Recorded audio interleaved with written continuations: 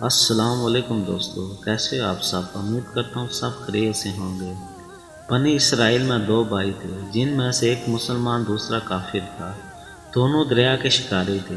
کافر بت کو سجدہ کرتا تھا، مگر جب جال مچھلیوں کے لیے دریا میں ڈالتا تو اس قدر اس میں مچھلیاں آ جاتی تھی کہ اس کو کھینچنا مشکل ہو جاتا، مگر مسلمان کے جال میں صرف ایک مچھلی آتی تھی اور اسی پر صبر کے ساتھ خدا کا شکر ادا کرتا تھا۔ اتفاقاً ایک روز اس مسلمان کی بیوی اپنے مکان کی چھت پر گئی۔ اس کی نظر کافر کی بیوی پر پڑی، جو زیورات اور قیمتی لباس سے آراستہ تھی۔ یہ دیکھ کر مسلمان کی بیوی کے دل میں وسوسہ پیدا ہوا کہ کاش میں بھی ایسی ہی ہوتی۔ کافر کی بیوی بولی، تو اپنے شوہر کو مردہ کر لے کہ وہ میرے شوہر کے معبود یعنی بت کی عبادت کیا کرے، تاکہ تو بھی میری طرح مالدار ہو جائے۔ یہ سن کر مسلمان بھائی کی بیوی کچھ غم زدہ سی ہو کر نیچے آئی، اور جب اس کا شوہر گھر آیا تو اس نے بیوی کا حال متغیر دیکھ کر دریافت کیا، آخر کیا بات ہے جس سے تو اس قدر غم زدہ معلوم ہوتی ہے؟ تو وہ کہنے لگی، بس میاں، یا تو مجھے طلاق دے دو یا اپنے بھائی کے معبود کی پرستش اختیار کرو۔ یہ سن کر اس کے شوہر نے کہا کہ خدا کی بندی، تو خدا سے نہیں ڈرتی، ایمان کی دولت کے بعد پھر تو کفر کی باتیں کرتی ہے۔ عورت بولی، بس مجھ سے اب زیادہ باتیں نہ بناؤ، میں ننگی بوجھی نہیں رہ سکتی، جبکہ دوسری عورتیں خصوصاً تیرے بھائی کی بیوی کو دیکھ رہی ہوں کہ وہ زیورات اور عمدہ لباس سے آراستہ رہتی ہیں۔ جب اس مرد مومن نے دیکھا کہ عورت راحت پر اتر آئی ہے اور اس کا اسرار حد سے بڑھ چکا ہے تو اس نے عورت کو تسلی دی، اچھا، گھبرانے کی ضرورت نہیں ہے، کل سے کاریگروں اور مزدوروں میں محنت کر کے روزانہ تجھے 2 درہم دیتا رہوں گا، تو اس سے اپنی حالت درست کر لینا۔ یہ سن کر عورت کو کچھ تسکین ہوئی اور سویرے ہی وہ مرد مومن مزدوری کی تلاش میں نکلا، لیکن کسی نے اس کی بات نہ پوچھی۔ یہ دیکھ کر وہ دریا کے کنارے پہنچا اور شام تک اللہ کی عبادت میں مصروف رہ کر رات کو جب گھر آیا تو بیوی نے دریافت کیا، آج تم کہاں تھے؟ وہ کہنے لگا، میں بادشاہ کی خدمت میں تھا، اس نے مجھ سے 30 دن کام کرنے کی شرط کی ہے۔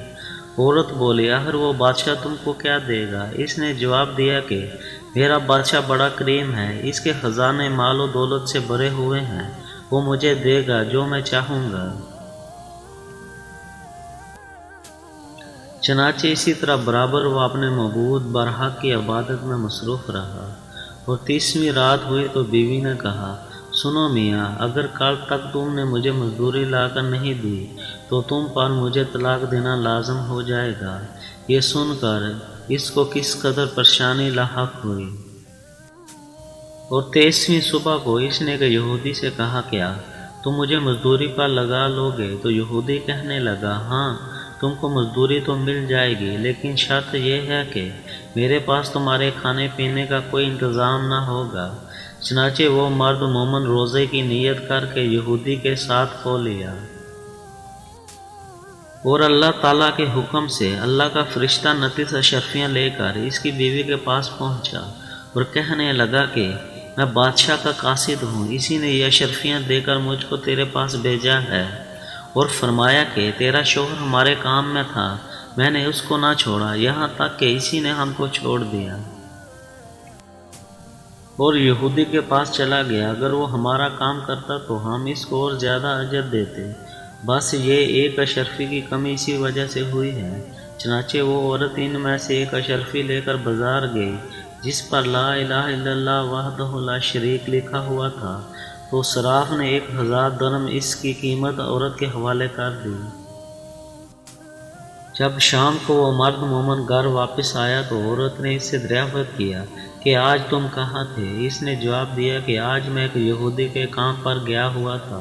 تو بیوی کہنے لگی کہ آخر بادشاہ کی خدمت ترک کر کے تم دوسروں کی خدمت کیوں کرتے ہو؟ پھر اس کو اشرفیوں کا واقعہ سنایا، جس کو سن کر وہ مرد مومن روتے روتے بے ہوش ہو گیا۔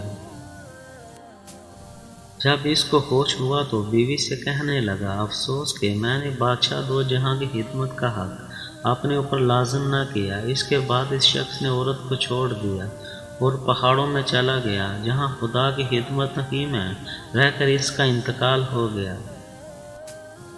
اللہ کے خزانوں میں کوئی کمی نہیں، وہ بندوں کو اس کی عبادت کا صلہ ضرور دیتا ہے، اگرچہ بعض دفعہ کسی حکمت کی بنا پر اس کے یہاں دیر ہو جاتی ہے، لیکن اندیر پھر بھی نہیں، وہ اپنے بندوں کو دیتا ضرور ہے۔